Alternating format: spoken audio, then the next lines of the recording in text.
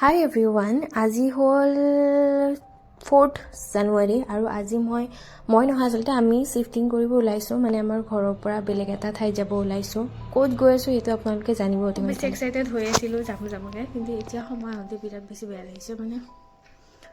মানে 8 মাহ অলপ সময় নহয়, বহুতখিনি এডজাষ্টমেণ্ট হৈ গৈছিলে ন। এতিয়া মানে যাবৰ পৰত মানে মাহঁতৰ ফালে চাব মানে বহুত বেয়া লাগি আছে, মানে কিবা লাগি আছে ক'ব নোৱাৰি। আৰু এই চকুটো মোৰ এলাৰ্জি উঠিছে, চকুটো ফুলি আছে নতুনকৈ, কিবা প্ৰব্লেম বহুত। একদম চিম্পল, এই ড্ৰেছটো মই ফ্লিপকাৰ্টৰ পৰা লৈছোঁ, এইটো ফ্লিপকাৰ্টৰ পৰা লৈছোঁ, আৰু এইখন মায়ে মোক আনি দিছিলে। আৰু মোৰ হুলীয়াটো একদম বেমাৰী, কাৰণ মই অলৰেডি কৈছোঁ মোৰ বেমাৰ হৈ আছে। মই আপোনালোকক জনাম নেক্সট ব্লগত যে মই ক'ত শ্বিফ্ট হ'লোঁ, আৰু গোটেইখিনি মানে ছেটেল হোৱাৰ পিছত মই নিশ্চয় দেখুৱাম গোটেইখিনি।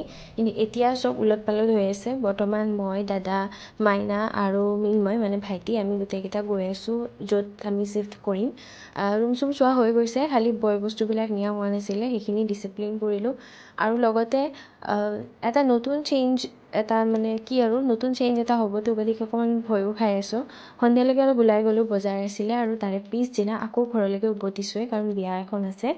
আৰু মানে বিয়াখন খাই আকৌ উভতিব লাগিব। এতিয়া ঘৰ 3খন হ'ল, গতিকে সেইটো এটা লোড হৈছে মূৰত মোৰ।